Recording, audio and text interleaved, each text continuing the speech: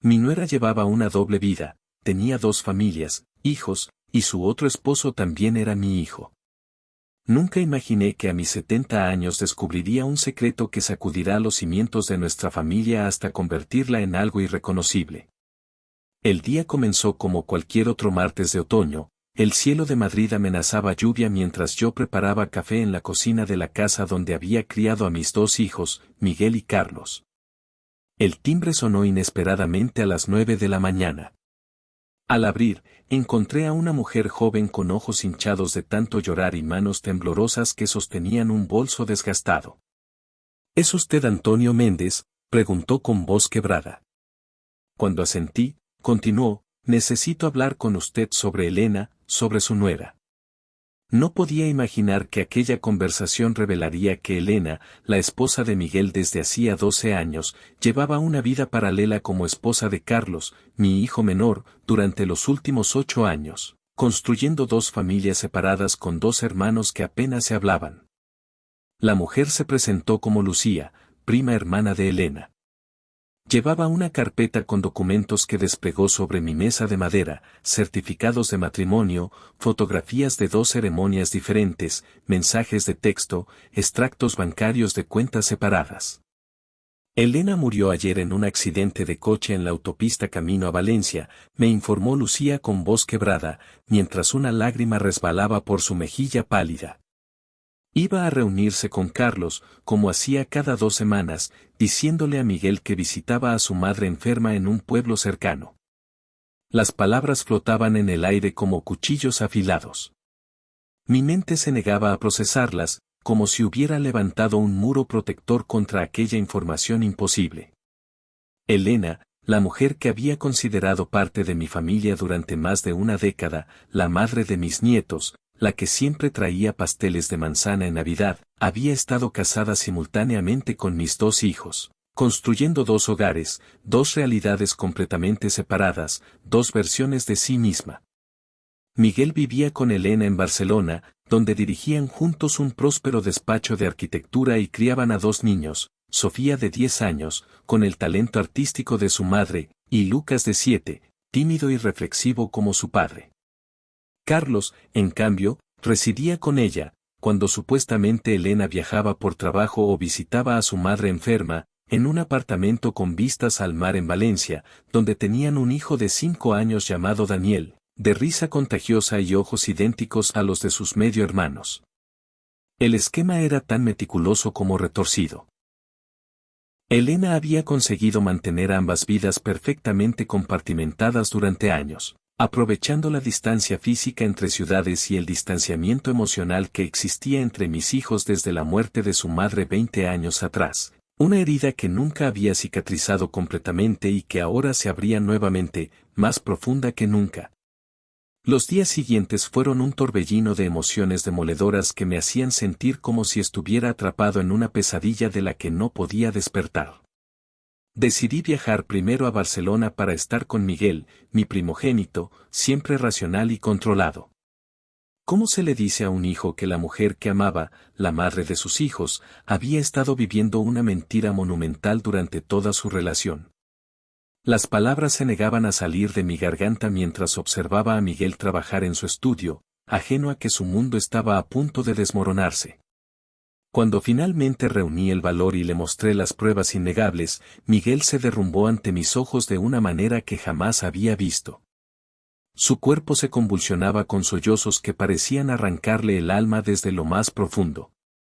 ¿Con quién?, preguntaba una y otra vez, golpeando la pared hasta hacerse sangre en los nudillos, como si el dolor físico pudiera distraerle del tormento emocional. Cuando finalmente pronuncié el nombre de Carlos, vi algo morir dentro de sus ojos castaños. El silencio que siguió fue más aterrador que cualquier grito o lamento. Carlos reaccionó de manera completamente distinta cuando llegué a Valencia 2 días después, con el corazón aún sangrando por la reacción de Miguel. Su rostro bronceado palideció instantáneamente, pero no mostró la sorpresa que yo esperaba.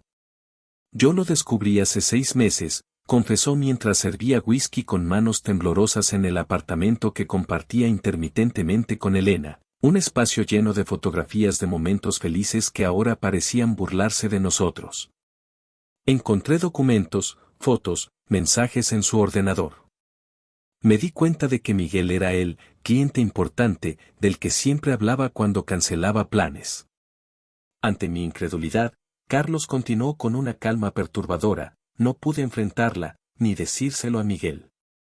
La amaba demasiado, papá. Y amaba a Daniel más que a mi propia vida. Pensé que eventualmente elegiría quedarse conmigo definitivamente, que nuestra conexión era más fuerte. Sus palabras me helaron la sangre. ¿Cómo podía mi propio hijo haber permitido que esta situación continuara sabiendo la verdad? La culpa y la complicidad se mezclaban en su mirada, junto con un dolor profundo que parecía haberlo consumido durante meses en silencio. Lo más desgarrador fue ver a mis nietos, esas criaturas inocentes atrapadas en un laberinto creado por los adultos que debían protegerlos. Los tres habían perdido a su madre de manera trágica, pero además descubrirían eventualmente una verdad imposible de explicar a mentes tan jóvenes y vulnerables.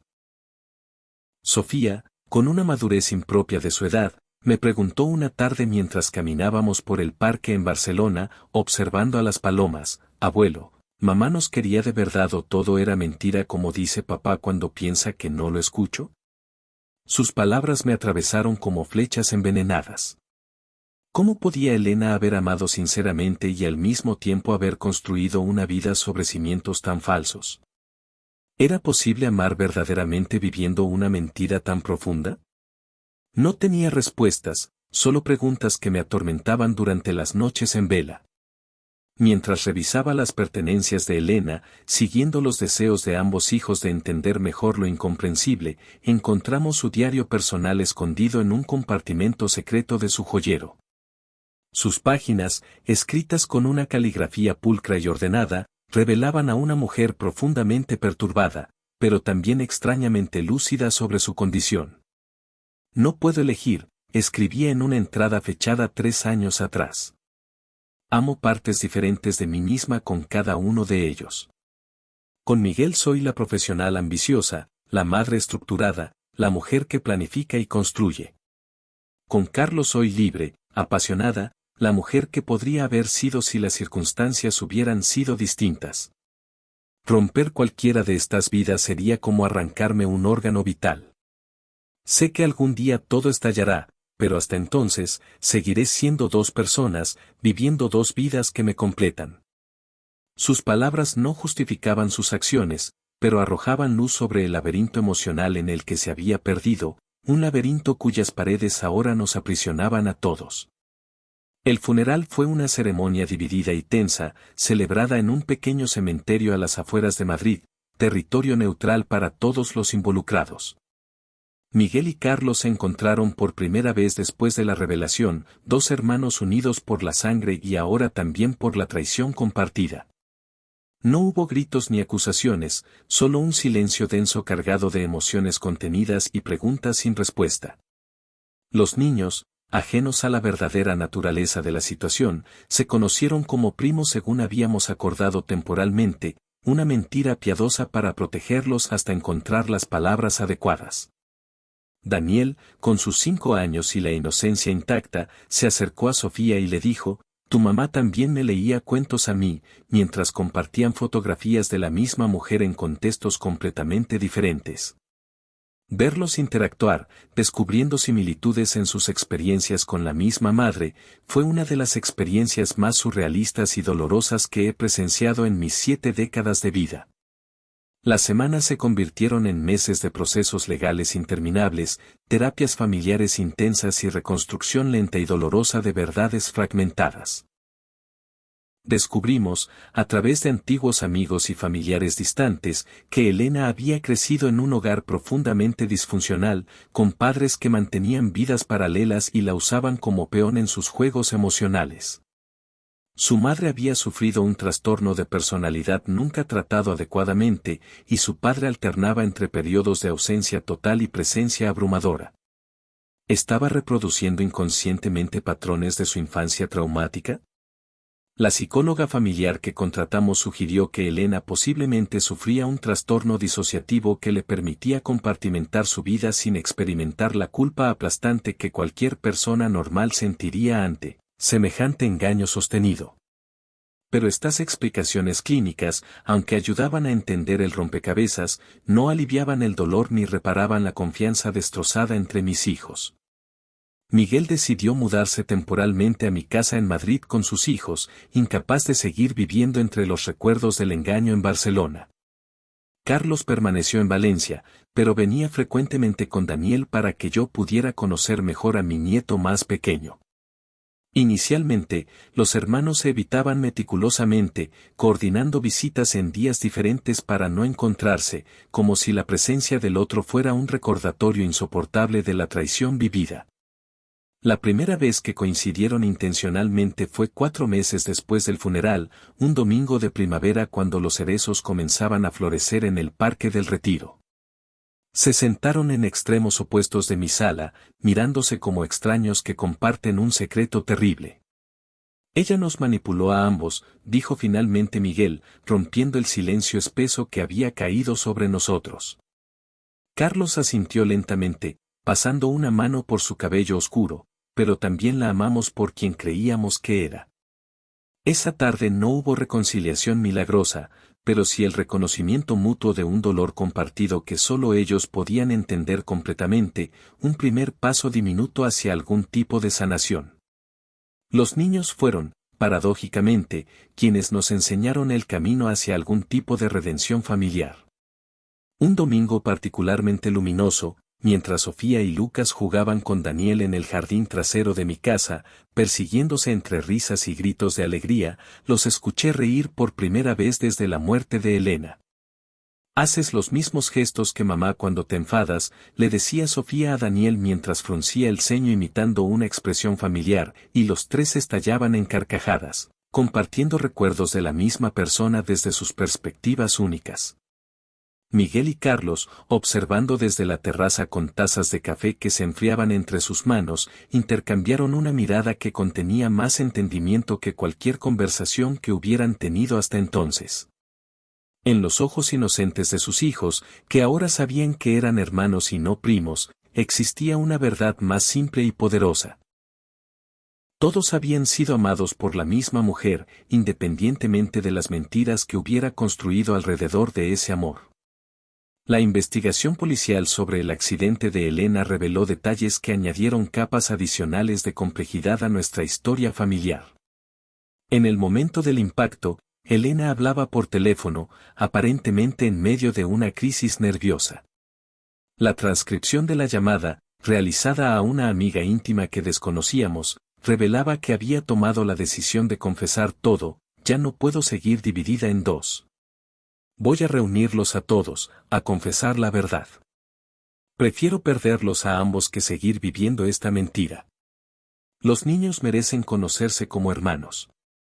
El destino, o quizás la justicia poética, intervino antes de que pudiera ejecutar su plan.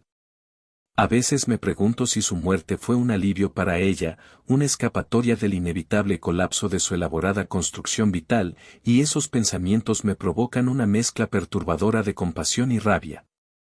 Hoy, 2 años después de descubrir la doble vida de Elena, nuestra familia existe en una realidad reconfigurada que ninguno habríamos podido imaginar.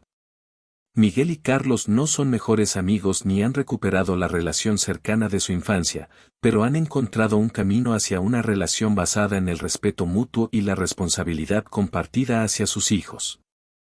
Comparten la custodia de facto de los 3 niños, que pasan tiempos en ambas casas, forjando lazos que trascienden las circunstancias extraordinarias de su origen.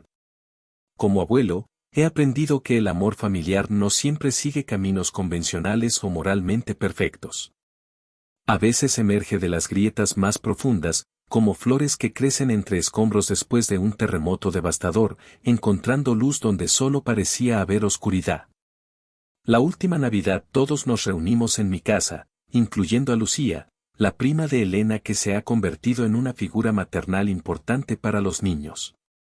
Mientras observaba a mis nietos desenvolver regalos bajo un árbol decorado con ornamentos que habíamos rescatado de ambos hogares, sentí una extraña sensación de paz incompleta.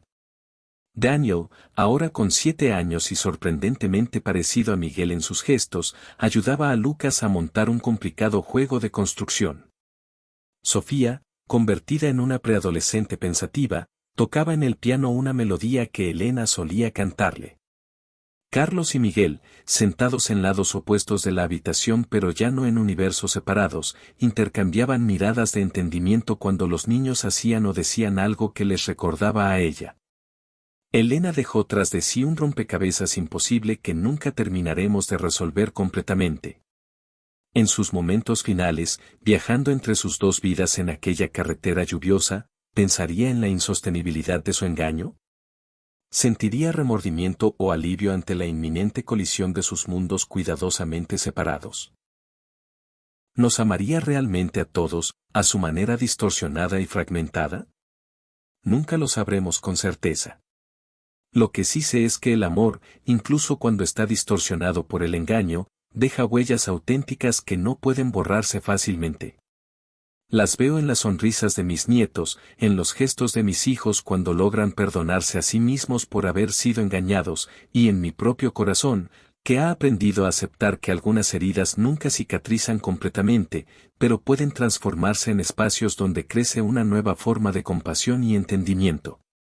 A veces, mientras observo a mi familia reunida, esta constelación improbable nacida del engaño más doloroso, me pregunto si Elena estaría orgullosa o avergonzada de lo que hemos construido sobre las ruinas de su mentira. Quizás ambas cosas simultáneamente, como las dos vidas paralelas que mantuvo hasta su último aliento. La vida rara vez ofrece conclusiones perfectas o moralejas claras para historias como la nuestra. Solo nos da momentos, tazas de chocolate caliente compartidas entre hermanos que nunca supieron de la existencia del otro, conversaciones nocturnas entre hijos que intentan entender las acciones incomprensibles de sus padres, fotografías de una mujer sonriente cuyo secreto se llevó a la tumba, y la silenciosa resistencia de un amor familiar que, contra todo pronóstico, se niega a ser destruido por completo, incluso después de la traición más profunda imaginable. Ayer, mientras visitaba solo la tumba de Elena en el aniversario de su muerte, llevando flores blancas que tanto Miguel como Carlos habían elegido, me sorprendí hablándole en voz baja: has dejado tras de ti tanto dolor como amor, tanta confusión como belleza. Nunca entenderé completamente por qué hiciste lo que hiciste, pero te prometo que tus hijos crecerán sabiendo que, a pesar de todo, fueron amados. Y mientras el viento de octubre agitaba suavemente los árboles del cementerio, sentí una extraña certeza de que, de alguna manera, ella escuchaba y comprendía que en el complicado tapiz de nuestra existencia familiar, incluso los hilos más oscuros tienen su propósito en el diseño final.